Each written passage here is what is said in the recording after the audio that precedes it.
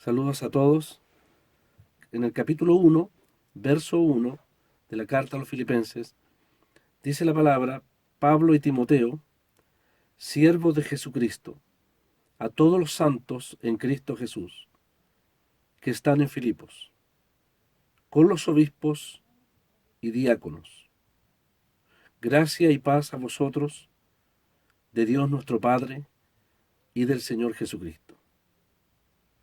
Doy gracias a mi Dios siempre que me acuerdo de vosotros, siempre en todas mis oraciones, rogando con gozo por todos vosotros, por vuestra comunión en el Evangelio, desde el primer día hasta ahora, estando persuadido de esto, que el que comenzó en vosotros la buena obra, la perfeccionará hasta el día de Jesucristo.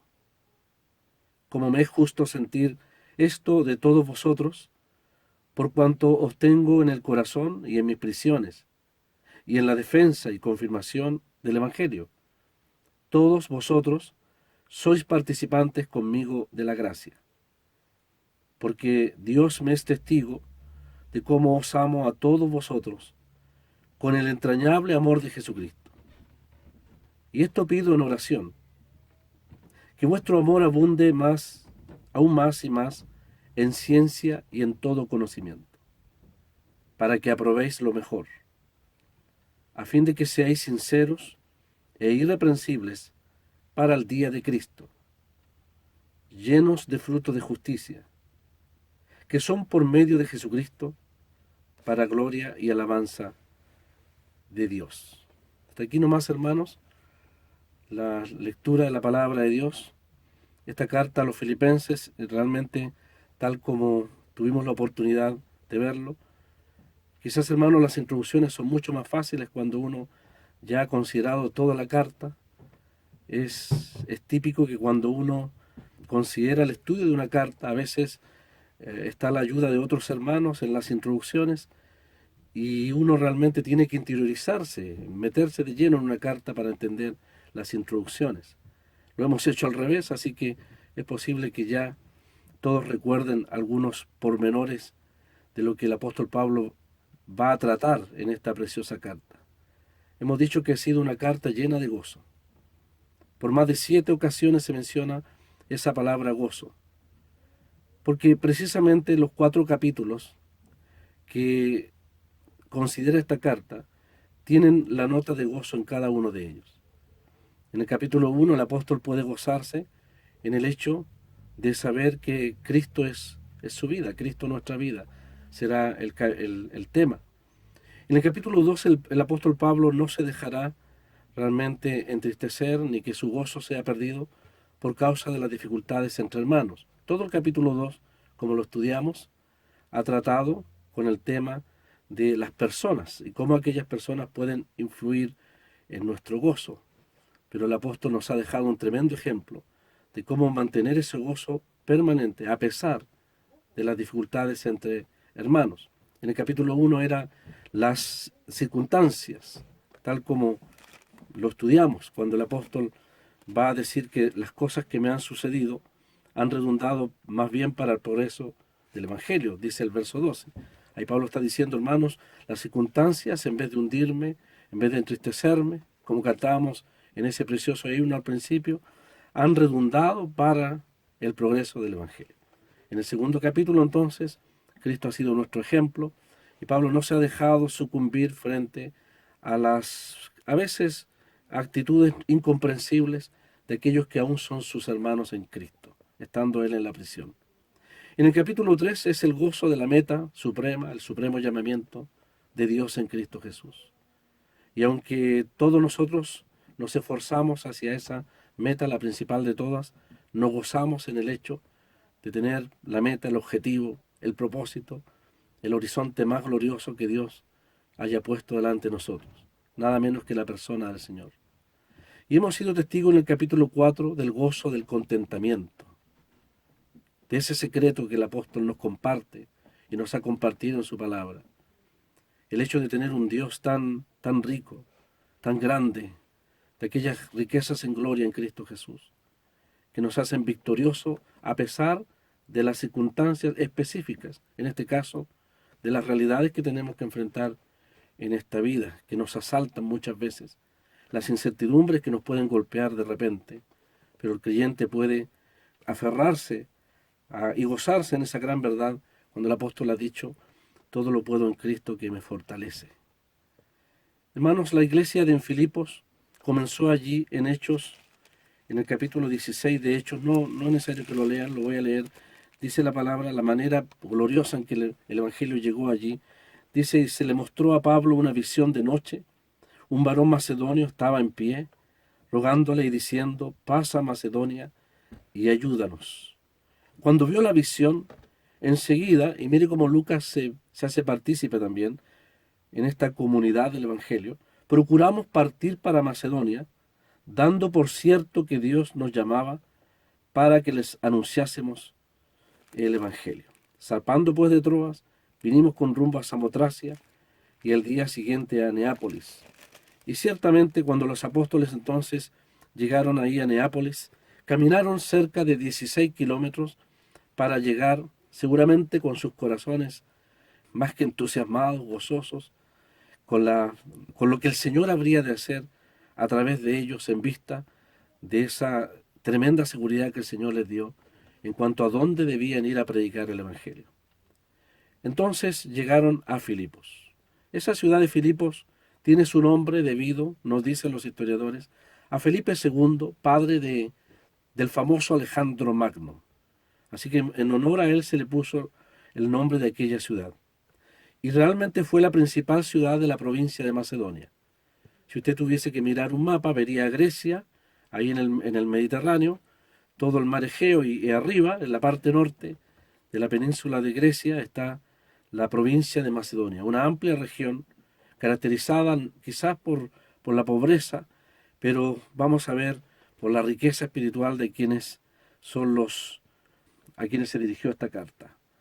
Era principalmente una colonia romana, era una colonia del Imperio Romano. Por lo tanto, los filipenses tenían el privilegio de ser ciudadanos romanos, así que tenían una posición y un privilegio bastante importante, una ciudad estratégica allí en el Imperio Romano. Muchos ejércitos, hermanos y amigos, si usted se fija el mapa entre Turquía y Grecia, las antiguas guerras médicas, las antiguas guerras entre los persas y los griegos son clásicas, son parte de la historia, de la sangre, de la muerte y de la miseria, que de un lado o para otro se llevó cuando cruzaban ahí el Helesponto o ese canal que divide Oriente de Occidente, Asia de Europa, Oriente de Occidente. Muchos ejércitos cruzaron el mar Egeo, hermanos, para traer muerte y destrucción.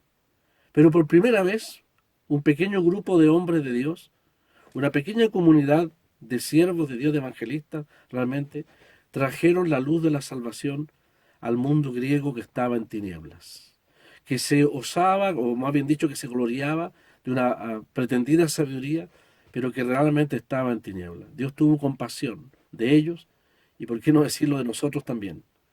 Porque en vez de irse el Evangelio hacia las regiones de Oriente, al extremo Oriente, hacia la China, hacia donde el sol se opone a los lados de la gran China o la gran India, el Señor puso el objetivo en Occidente, y por ende Europa, y de Europa por ende América, y así vamos siguiendo hasta el día en que nosotros, por la infinita gracia de Dios, conocemos al Señor.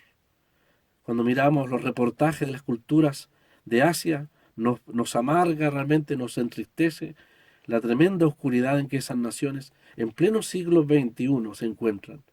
Y nosotros podemos apreciar la gran, infinita gracia de Dios que ha tenido para con nosotros, de haber apuntado hacia Occidente. El varón macedonio, entonces, le dijo a los apóstoles, pasa y ayúdanos. Y ellos entendieron el llamado del Señor.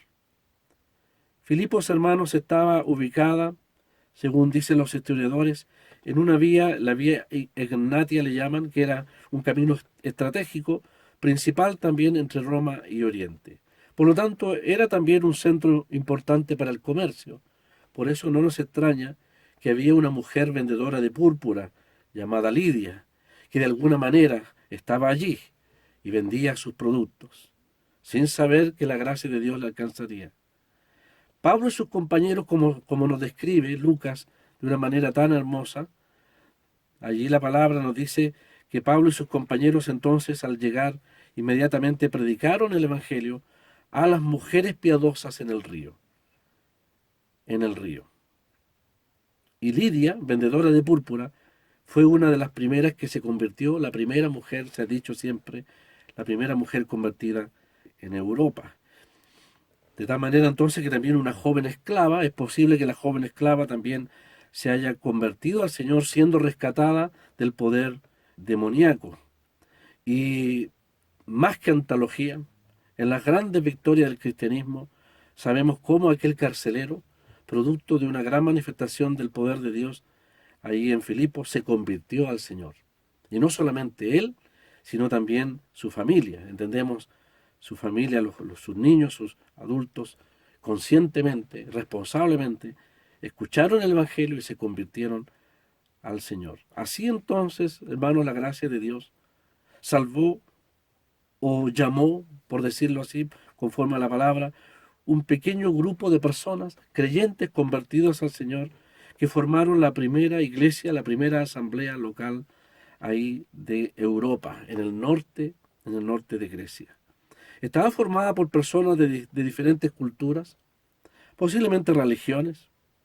Obviamente cuando se convirtieron renunciaron a todo aquello, y distintas regiones también del imperio.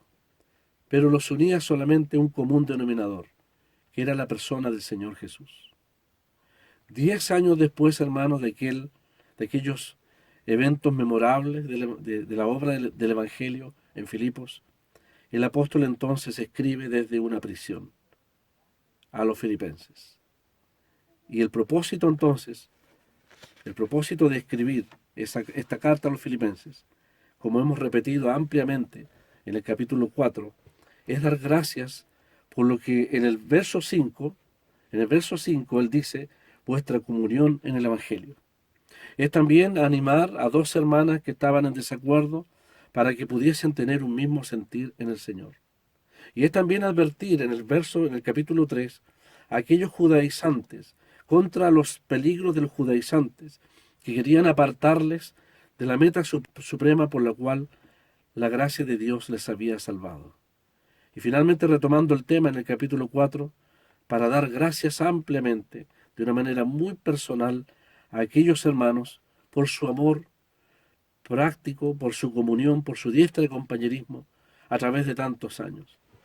Y por qué no decirlo, hermanos, como un anciano ya en la cárcel, con la nostalgia de las victorias pasadas, encerrado allí, recordando o trayendo a la memoria aquello que le trae tanto gozo y quizás también una razón para resistir la cárcel, todo lo que el Señor ha hecho por ellos. Dijimos la vez anterior que cuando una madre engendra un hijo, o lo pare, ¿no es cierto?, lo da a luz con un dolor. Y esa relación de dolor y vida jamás se olvida. Por lo tanto, el apóstol tenía una relación de amor forjada en el dolor. Y no solamente Pablo, también Silas y también Timoteo, esa comunidad de hombres valientes, fieles que llevaron el Evangelio. Por lo tanto, los años pueden hacer olvidar a un anciano muchas cosas pequeñas, pero las grandes cosas que marcan la vida jamás se olvidan, mucho menos en cuanto a la fidelidad de Dios para con nosotros. Eso Pablo jamás lo olvidó. Yo no sé cuándo lleguemos a viejos, si el Señor no viene, espero que nunca olvidemos aquellas grandes cosas de Dios obradas en nuestras vidas. Los detalles no importan, pero aquellas cosas que marcan y quedan pegadas en la memoria para siempre respecto de Dios son las cosas que pueden alentarnos quizás en nuestra vejez. Vamos a ir entonces al verso 1, hermanos, antes un bosquejo de los primeros 11 versículos. En el primer verso 1 y 2 claramente tenemos la salutación, el saludo de los apóstoles. Ahí dice Pablo y Timoteo. Y en los primeros 11 versículos podríamos ponerle un título, una expresión que diría lo siguiente: vivir para Cristo nos prepara para el día de Cristo. Porque el gran tema del capítulo 1, todo el capítulo 1, tiene que ver con Cristo en nuestra vida. Por lo tanto, como ya hemos considerado del 12 en adelante, y todo eso ya está grabado para los hermanos que quieran recordar esos estudios, los primeros 11 versos entonces le hemos titulado Vivir para Cristo nos prepara para el día de Cristo. Y cuando hablamos del día de Cristo, se refiere al tribunal de Cristo. Esa porción, ese párrafo, del verso 3 al 11, lo vamos a dividir en dos partes. La primera está desde el verso 3 al verso 7. Y podemos llamarle que el vivir para Cristo nos prepara para el día de Cristo, en primer lugar, por nuestra comunión en el Evangelio. La expresión importante allí, preponderante, va a ser nuestra comunión en el Evangelio, del verso 3 al verso 7. Solamente quiero decir que en el verso 6, Pablo habla de una obra perfeccionada en el día de Jesucristo. Y eso es la comunión en el Evangelio. Así que tenemos el primer aspecto de lo que va a ser nuestra manifestación delante del Señor. Dios va a revisar nuestra comunión en el Evangelio. Y del verso 8 al verso 11, un pasaje bastante difícil de entender, y vamos a rogar al Señor que nos dé la luz, la guía para eso.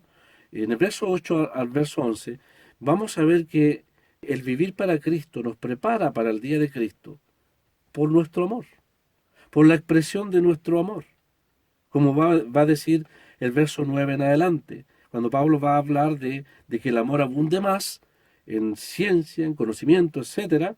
Y fíjese el verso 11, para que llenos de justicia, dice que son por medio de Jesucristo, para gloria y alabanza de Dios. Pero el verso 10 al final dice, irreprensibles para el día de Cristo. Así que si usted quiere subrayar bien, en los primeros 11 versículos, hay dos menciones muy claras del tribunal de Cristo. Al final del verso 11, el día de Jesucristo tiene que ver con nuestra comunión en el Evangelio. Y en el verso 10, lo que dice aquí, para el día de Cristo tiene que ver con la manifestación, la expresión de nuestro amor aquí en la vida, como cristianos, que se refleja en frutos de justicia. En otras palabras, hermanos, nuestro servicio y nuestro crecimiento espiritual van a ser revisados delante del Señor. Nuestro servicio expresado en la comunión en el Evangelio y nuestro crecimiento expresado en los frutos de justicia moral y espiritual que reflejan a Cristo. Ambos aspectos de la vida cristiana necesariamente van a ser revisados delante del Señor. Por eso es tan importante los primeros 11 versículos que el apóstol aquí deja frente a nosotros. Entonces, vuelvo a repetir, verso 3 al 11, ese gran párrafo, vivir para Cristo nos prepara para el día de Cristo, para el tribunal de Cristo. En cuanto a nuestra comunión en el Evangelio, del verso 3 al 7. Y en segundo lugar, por el crecimiento o la manifestación de nuestro amor, que se traduce en crecimiento espiritual, también revisado en el día de Jesucristo. El servicio y el crecimiento, ambos aspectos, todo el ser, todo de nuestra vida, de nuestra actividad y de nuestro crecimiento espiritual, será revisado en aquel día. Por lo tanto, es bastante solemne lo que el apóstol nos va a mencionar aquí en los primeros 11 versículos. Verso 1 entonces, dice la Escritura, Pablo y Timoteo, siervos de Jesucristo, a todos los santos en Cristo Jesús que están en Filipos, con los obispos y diáconos.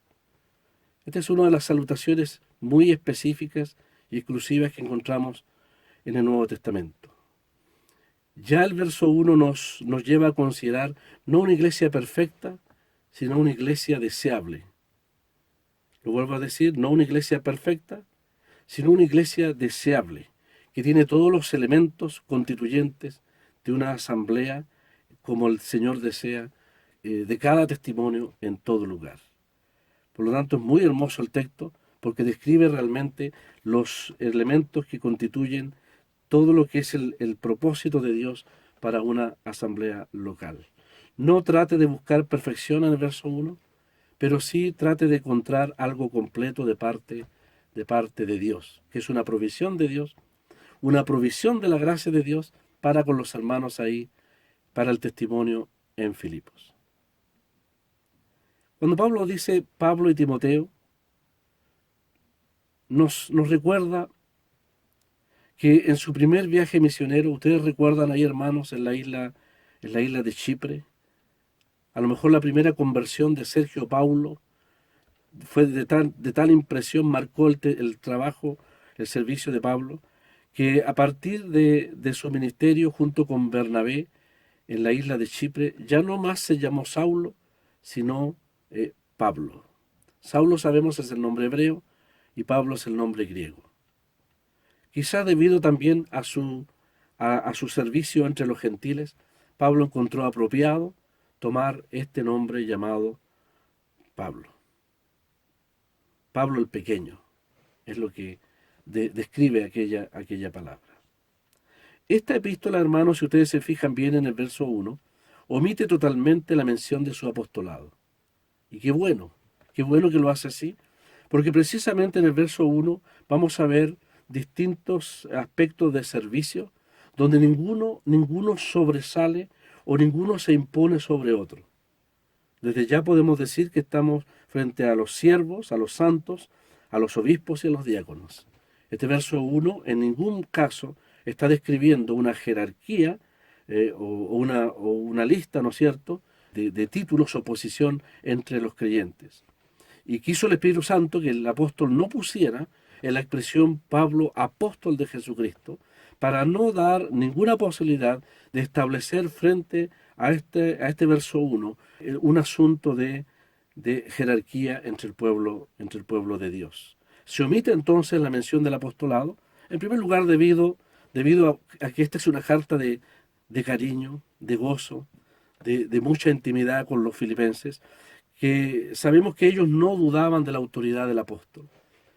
Y el apóstol no tenía ninguna intención tampoco de imponer una autoridad, solamente en casos necesarios, como fue en los asuntos que él tuvo que tratar con Corinto.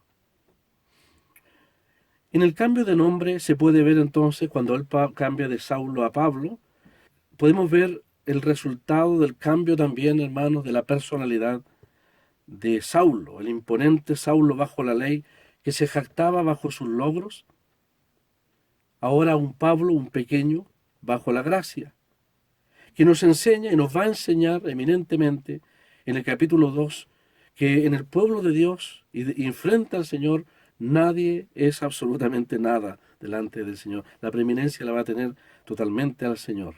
No es posible usar ningún nombre jactancioso que aluda a algún mérito o jactancia personal del hombre frente a tan grande revelación como va a ser el capítulo 2, que nos va a hablar de la humildad de Cristo, el ejemplo de humildad de Cristo entre nosotros. Así que a propósito, Pablo usa su nombre que significa pequeño, el que fue cambiado por la gracia de Dios. También incluye a Timoteo, dice aquí Pablo y Timoteo. Y sabemos, hermanos, que en el capítulo 2 él dedicará un gran párrafo hacia el amor, hacia el compromiso, hacia la entrega, hacia el sentir de Timoteo de amar al pueblo de Dios. Destaca entonces la figura de este hermano más joven, no digo joven, porque a estas alturas es mucho más joven que el apóstol, pues sabemos que es un hombre ya de mediana edad, por lo tanto, es uno cuyo testimonio ha probado ser fiel en los intereses del Señor. Pablo entonces se goza en poder compartir como remitente de esta carta a un hombre tan fiel como Timoteo. Estaban unidos en comunión en cuanto a ese propósito. Lo que comenzó 10 años atrás con gran sufrimiento, aún siguen en ese ámbito de comunión el anciano Pablo con el joven Timoteo, en el mismo espíritu y en el mismo propósito del servicio al Señor. Pablo no era reticente, a pesar de su experiencia y de sus años, en compartir la misma responsabilidad. Nunca pretendió llevar el crédito de nada, porque todos eran colaboradores y todos somos colaboradores en la obra de Dios. Por lo tanto, él no quiere figurar como más eminente que los demás, al contrario, por eso dice Pablo y Timoteo. Y dice aquí entonces siervo de Jesucristo. Y esta palabra, creo que de las pocas palabras griegas que sabemos, hay algunas que las entendemos. Vamos a ver que la palabra doulos, ¿no es cierto?, es siervo. ¿Cuántas veces nos han enseñado esa preciosa palabra? La palabra obispo es episcopo, el sobreveedor. Y para el que quizás no sabe la palabra diácono, ahí está la palabra diaconía, ¿no es cierto?, tan hermosa, una palabra eminente que escogió el Espíritu Santo, que significa servicio, servicio. Hermanos, la palabra siervos, obispos y diáconos, lamentablemente traducidas aquí en la Reina Valera, por expresiones que no por causa de los traductores, sino por quienes le han dado un énfasis o una semántica, digámoslo así, un significado más allá de lo que significa. Son simplemente expresiones de servicio. Son simplemente expresiones de un oficio, de un trabajo para el Señor. En ambientes denominacionales se les ha dado un énfasis más allá de lo que es simplemente servicio, un énfasis de estatus, de autoridad, de jerarquía. No es así en el pueblo de Dios. Este versículo no ha sido dado para ese propósito. No es el propósito del apóstol Pablo, vuelvo a repetir, establecer una jerarquía o diferencia entre los hermanos. En primer lugar, la palabra siervo significa simplemente esclavo. Y tiene su énfasis en la relación que tiene el esclavo con su amo. Más que con su servicio, que es importante, que puede ser un privilegio, que puede ser una instancia de responsabilidad, más que exaltar el servicio mismo del siervo, porque ese no es el propósito, lo que el apóstol establece aquí es la relación que ellos tienen con un ser tan grande, tan eminente como la persona del Señor, ante el cual ellos realmente se reconocen como siervos. Como en palabras de Juan el Bautista que diría, no soy digno ni siquiera de desatar la correa del calzado de él. Tan grande es la persona del amo que les ha comprado, que desatar o atar la correa de su calzado es el más grande privilegio que puede tener un esclavo. Así que hermanos, para no equivocarnos, la palabra siervo aquí enfatiza en primer lugar el acto de servir al Señor, a quien le pertenece. Por lo tanto, no hay ninguna pretensión de orgullo o actitud presumida en este vocablo de siervo, sino al contrario, significa ser esclavo, como hemos dicho, de Jesucristo. Ocupar el lugar, o si usted quiere posición, la posición o el lugar o el servicio más modesto, más humilde, al servicio de todos. En la escala social de los romanos, no nos equivoquemos, la posición o el estrato más bajo era el de los siervos, el de los esclavos. Por lo tanto, cuando nosotros le damos otro carácter, aún apreciando el valor y el servicio de hermanos que han sido útiles en las manos del Señor, la palabra de Dios nos lleva a considerar de la manera correcta el servicio de aquellos que lo han hecho para la gloria de Dios. De hecho, ustedes saben que los primeros 4 capítulos de la carta a los Corintios son un esfuerzo del apóstol Pablo para combatir la falsa idea, la actitud carnal de los corintios, de exaltar a los instrumentos, a los siervos de Dios, darle un estatus o un carácter más allá de lo que la palabra de Dios nos enseña. Así que si usted quiere ahondar en ese tema, le invito a considerar los 4 primeros capítulos, donde el apóstol va a terminar ahí en Corintios, capítulo 4, más el que se gloría, gloríese en el Señor. ¿Qué somos nosotros?, dice el apóstol. ¿Qué es Apolos? ¿Qué es Pablo? ¿Qué es Cefas? Instrumentos, siervos, esclavos en las manos del Señor. El siervo de Jesucristo debe tener solo un concepto alto de su Señor. Y está dispuesto con gozo realmente, a ocupar el lugar más bajo entre el pueblo de Dios. Si el Señor Jesús, como siervo de Dios, tomó la toalla para lavar los pies de los discípulos, nos está enseñando que todos aquellos que tengan el carácter o digan ser siervos de Dios, deben ocupar entonces el lugar más bajo en el pueblo de Dios para lavar los pies de todos, es decir, estar al servicio de todos. Al servicio de todos. En esta carta, hermanos, que describe tan maravillosamente el sentir del siervo perfecto, el Señor, que se humilla en obediencia hasta la muerte y muerte de cruz. cuán apropiado es que Pablo y Timoteo se describan a sí mismos como sujetos a la servidumbre de Cristo y estar dispuesto, como hemos dicho, a lavar los pies de todos sus hermanos, hablando gráficamente.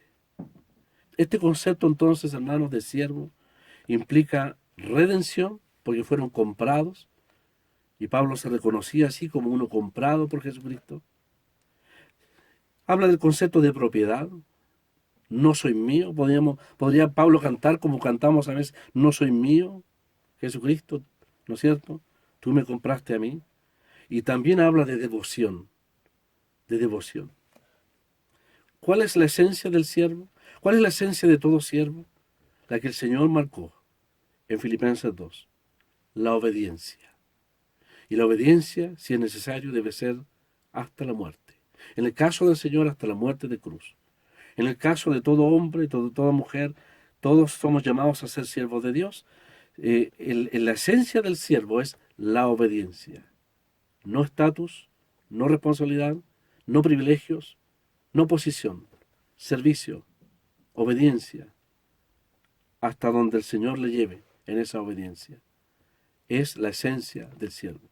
Salirse de ese ámbito es perder el carácter de la razón o el servicio por el cual el Señor llama a un hombre a servir.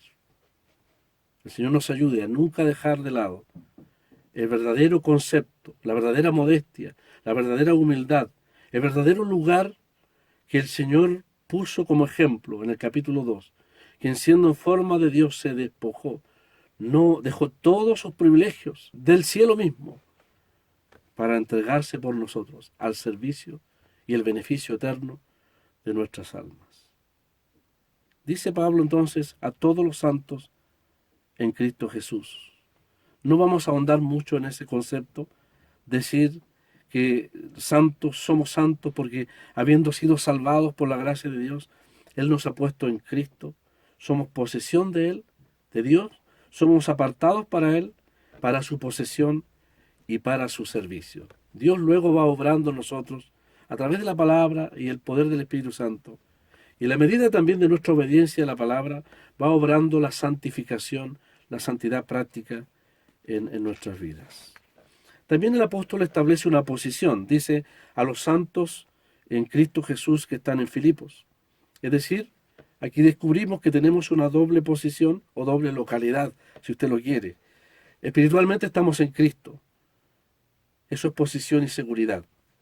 Y físicamente Dios nos ve en un lugar determinado, donde nos ha puesto. O podríamos decir, hermanos, donde Dios ha puesto el testimonio de la iglesia local, como en el caso de los filipenses. Esto habla entonces de nuestra responsabilidad en el testimonio delante de Dios y también delante del mundo.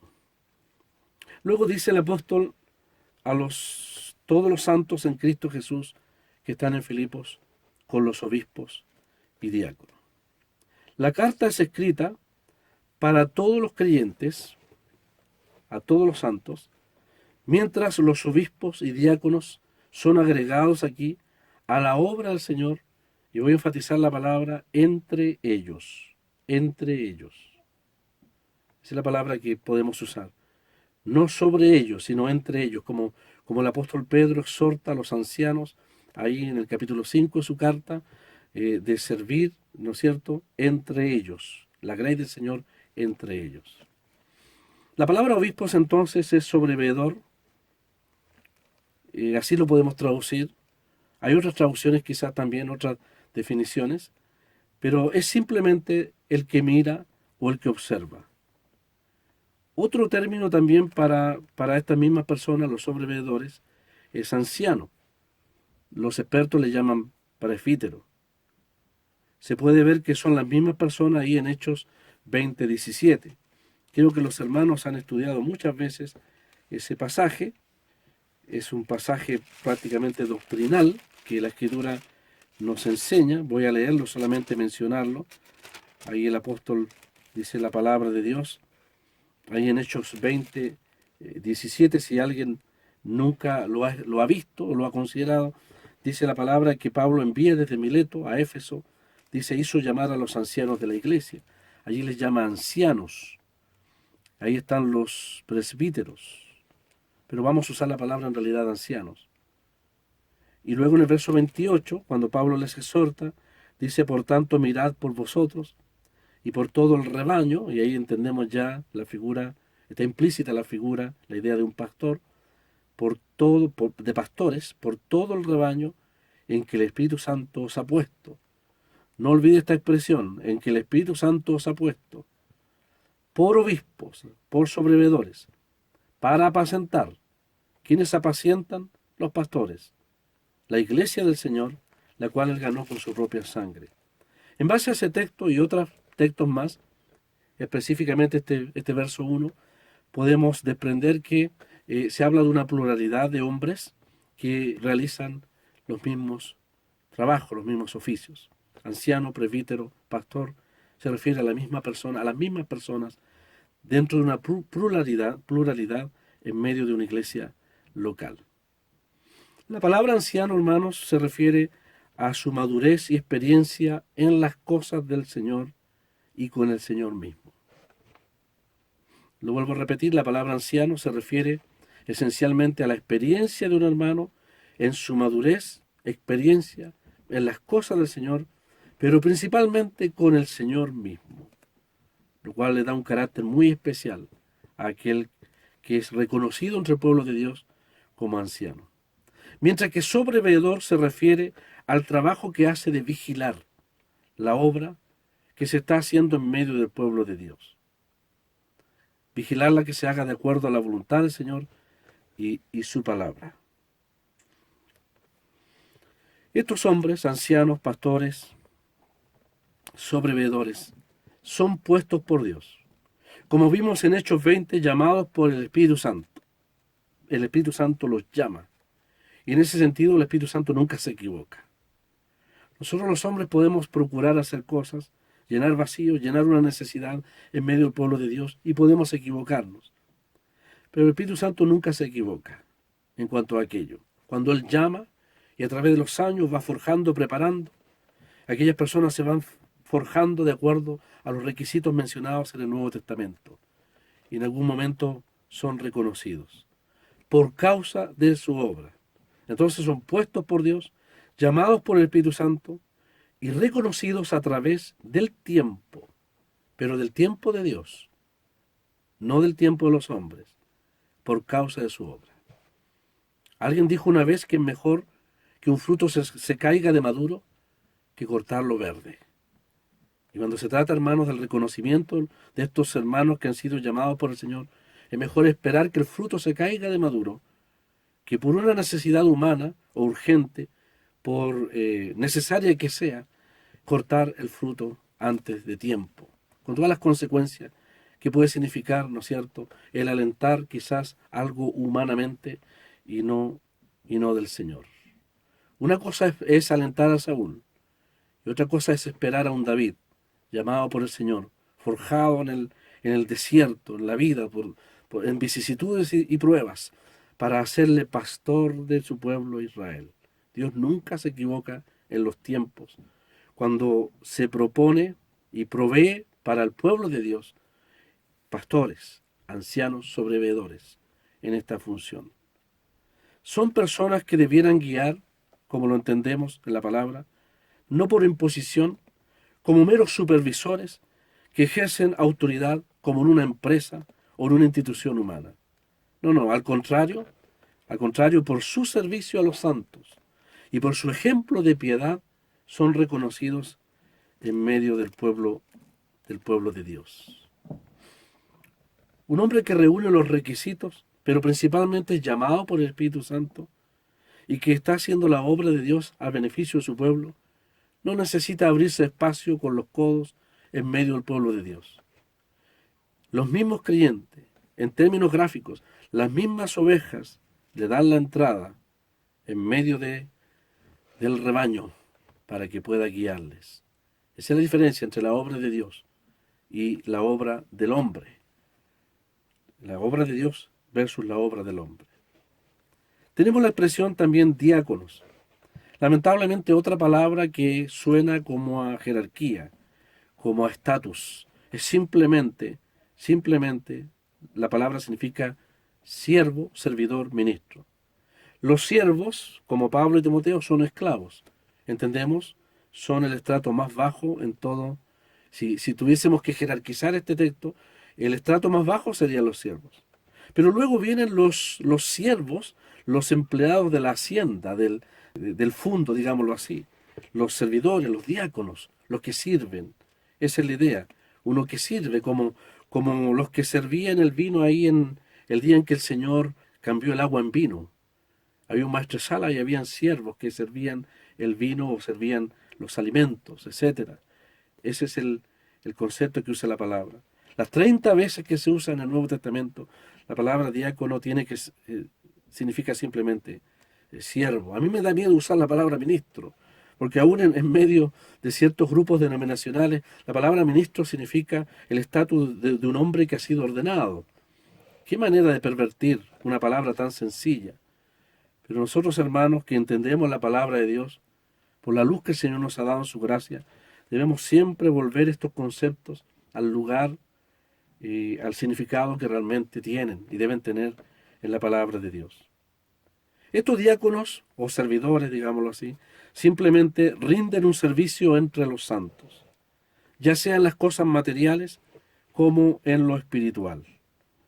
En los aspectos materiales, tengo una lista aquí de textos, no las voy a mencionar, pero aunque no se menciona la palabra diácono, en Hechos 6, sí vemos la función de ellos cuando los apóstoles, frente a la necesidad de que hombres espirituales con ciertas características espirituales puedan servir entre las mesas, o más bien dicho, administrar los asuntos materiales de provisión para las viudas, ellos deciden, la iglesia entonces, selecciona siete hombres. No dice la Biblia que son diáconos.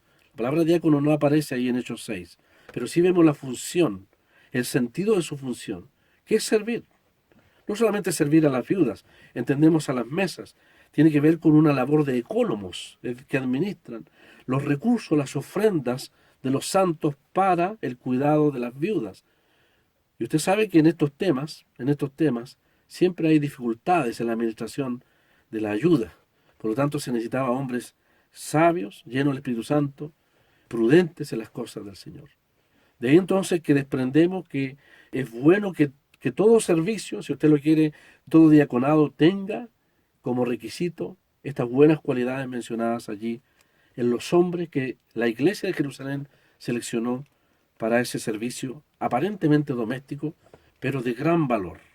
Por lo tanto, todos los hermanos que sirven al Señor en los asuntos materiales pueden ser llamados, reconocidos como servidores, como diáconos, sin estatus en medio de la iglesia. Y el lado espiritual está obviamente mencionado allí cuando se trata de la administración o de lo que la Biblia llama el ministerio de la palabra de Dios. Los mismos apóstoles dijeron, es necesario que se busquen 7 hombres con tales características para que nosotros, dijeron los apóstoles, nos ocupemos en el ministerio, y ahí está la palabra diaconía, ¿no es cierto?, en el ministerio de la palabra de Dios. Efesios 4 también habla de que los dones han sido dados para el servicio, para el ministerio, para la obra del ministerio en medio del pueblo de Dios. Cada hermano, por supuesto, puede buscar con más tiempo en sus Biblias, apoyándonos en algunos diccionarios, herramientas que el Señor ha concedido tener en estos tiempos, para ir viendo el comportamiento de estas palabras, estas preciosas palabras en todo el Nuevo Testamento. Los servidores o diáconos son personas en quienes Dios ha obrado, para que tanto su corazón como su tiempo esté disponible al servicio del Señor, para con la obra en la asamblea. Esa es la característica más importante de ellos, aparte de todas las que menciona el Nuevo Testamento. Hermanos, en cuanto a estos hombres, sobreveedores y servidores, la característica principal de estos sobreveedores, ancianos, pastores, sobreveedores, y estos servidores o diáconos, es que a la luz del capítulo 1 viven para Cristo. deben vivir para Cristo y por ende para el servicio de sus hermanos. Siempre ha sido difícil entender el tema de los requisitos mencionados en Tito y en Primera Timoteo. Es un alto estándar para aquellos que la Iglesia puede reconocer como sobrevividores, etc. Pero veo, hermanos, aquí en el capítulo 1 de Filipenses, que ciertamente la gran motivación, el gran requisito de estos sobrevividores y diáconos es que han decidido vivir para Cristo. Son hombres que han decidido vivir para Cristo. Y hombres que han decidido vivir para Cristo, hermanos, no tenga duda, siempre serán reconocidos como tales. Quienes han decidido vivir para Cristo siempre serán reconocidos como tales. Finalmente podemos decir que había en la asamblea en Filipos y en toda asamblea debe haber solo 3 grupos en la iglesia. Están los santos, los sobrevividores, los servidores.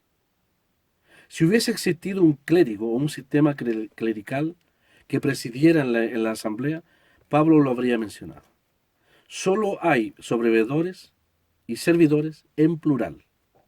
Y estos no sobre los santos, sino entre los santos para servirles. Por eso dice Pablo, con los obispos y diáconos, los asocia en su misma responsabilidad y privilegio de servicio en medio del pueblo de Dios. Entonces, hermanos, el verso 1 que hemos considerado en esta tarde, nos da una notable imagen de la sencillez de la vida en la iglesia local en los primeros tiempos. Los santos son mencionados en primer lugar, la grey, el rebaño, la iglesia que él ganó con su sangre. Luego los guías espirituales entre los creyentes, en medio de los creyentes, no sobre ellos. Y luego los siervos, en cosas temporales, los diáconos, y ocupados en las cosas temporales y en las cosas espirituales también, sirviendo para el beneficio de sus hermanos en medio de su pueblo. La gran pregunta de esta tarde, ¿en qué posición colocamos a los que son llamados aquí Pablo y Timoteo, siervos de Jesucristo? ¿Sobre la iglesia? En absoluto. Hemos dicho que Pablo se ha llamado esclavo de Jesucristo. Y si tuviésemos que poner una estratificación, los esclavos de Jesucristo están por debajo de todos, al servicio de todos. Hermanos, nunca olvidemos que entre la cabeza que está en el cielo y su iglesia, en cuanto a gobierno, está el Señor y los ancianos y su pueblo. No hay nada en medio por sobre la iglesia en el Nuevo Testamento. Por lo tanto, Pablo y Timoteo tienen mucho cuidado en este gran versículo 1 de presentarnos el modelo ideal de cómo Dios ve la relación entre el pueblo de Dios. Los santos en primer lugar, en medio de ellos, santos también, los sobreveedores y servidores, y los siervos, esclavos de Jesucristo, al servicio de todos, no por sobre todos, sino al servicio de todos. Es el orden de servicio que el Señor ha puesto en medio de su grey. No debemos olvidar entonces, hermanos, finalmente, no debemos olvidar que todos estos oficios, que todos estos servicios, finalmente el Señor los cumplió a la perfección en su propio ejemplo. De tal manera que el concepto de siervo, esclavo, el concepto de diácono, servidor, y de obispo, sobreveedor, el Señor lo acuñó con su propio ejemplo. En cuanto a siervo, Filipenses 2 dice, siendo en forma de Dios, se hizo siervo para servir a todos. En cuanto a diácono, servidor, ¿qué dijo el Señor? El Hijo del Hombre no vino para ser servido, y esta es la palabra diaconía, sino para servir y dar su vida en rescate por todos.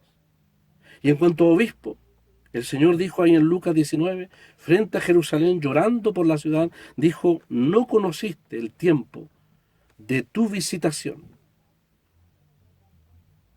de tu obispado. Esto significa que el Señor, como verdadero obispo de las almas de Jerusalén, vino a mirar su situación espiritual para ayudarles, para salvarles.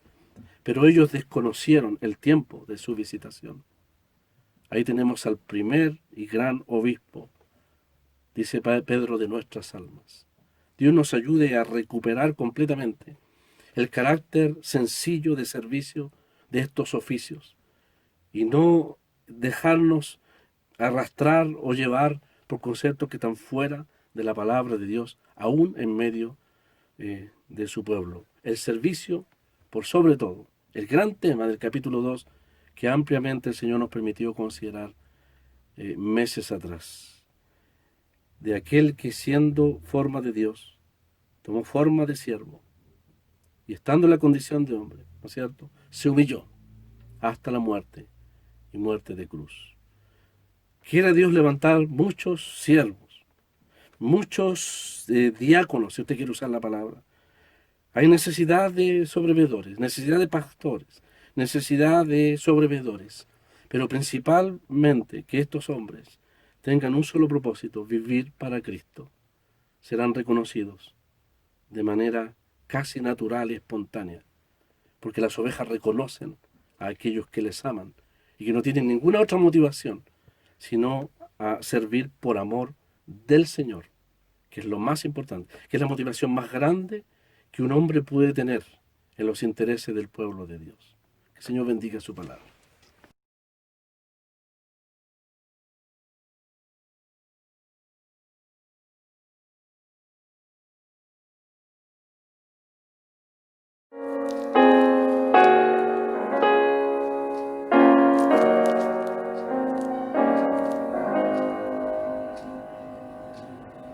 Oh, cuán gratas son las horas cuando yo me acerco a ti. Desde el cielo tú moras, Padre, escúchame a mí. Aun a mí, el más indigno de tu celestial redil, ilumíname benigno y hazme siervo tuyo fiel. Yo me gozo en tus bondades y quisiera comprender tus secretos y verdades y en tu inmenso amor crecer. Al entrar en la presencia del divino Redentor, gozaré de la herencia que me es dada por su amor. Y al final en tus mansiones sin cesar te miraré, y del cielo de esplendores nunca más me apartaré.